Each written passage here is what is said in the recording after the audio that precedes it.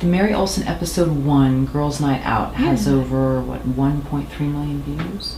Now, how did this happen? There's so many people that try to make viral videos, and they try to get them on these cat videos on Yahoo, whatever it is, and then here, does this thing happen organically? Well, that was in 2008, so it was still the dark ages of the internet.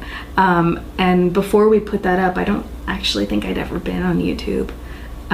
But we made that for a little contest that SF Sketchfest was doing, and put it on YouTube and walked away for a couple months, and it had 400 or 500 hits or something. And I woke up one morning and opened my email, and there were like 10,000 emails from YouTube or something like that. What's going on? And it had been featured on the front page of all the different YouTubes and picked up on things. And my theory, and I don't know if this is true or not, but when we had first opened the YouTube account, I had done a lot of digging into recommendations and FAQs and stuff like that on YouTube. And I found an email address, and I wrote to them, hey, we're comedians, we made this thing, you know, we'd love to be featured.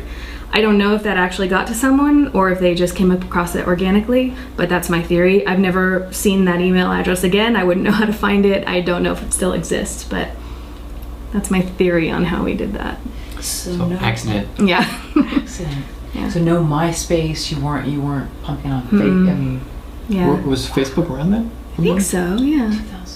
2008? Right. But then we've had a couple other videos go viral, like the Huckleberry Finn video that we made for Kickstarter. Yeah. We don't have any metrics for how many views it actually has because they weren't counting views on Kickstarter at that point. But it was shared on Facebook over 14,000 times. So if people are sharing it on Facebook, that means 50 other people saw it. Right. So we don't know exactly what the numbers are, but it was a lot. It was definitely viral. So, and how did that happen? That was because of all the media attention that got passed around and stuff. I see.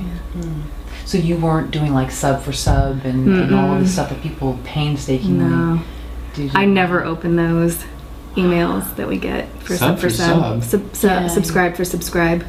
Oh. It's like this sort of reciprocal thing, and then you sort of build your channel that way, and people comment on your wall. Does that work for you? Not really. Yeah. You know. It seems like it may help a little, but I think it's one of those mysteries. Yeah. Interesting. We'd love to know so we could do it again. Yeah. Wow. Yeah. That's really cool. So what opportunities came out of that?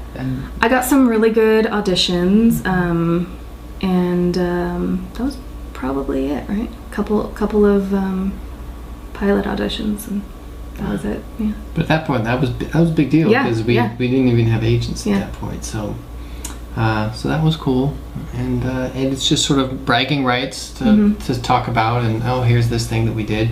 We keep hearing these stories about how agents and managers and producers are more apt to look at YouTube these days, but we haven't found that. We haven't really found that to be the case so far, but we'll see. You never know who will stumble upon it one day. Well, do people recognize you? I haven't. A little bit. I've had a couple, but mostly in industry sort of related things where they've seen articles about the viral video or something like that. Our friend Bonnie Gillespie wrote a book, Self-Management for Actors, and there's a section in there that talks about it, and she uses it as a make your own thing, everyone sort of example a lot. So people who are familiar with her column have seen that. So oh, great. People have recognized me through that.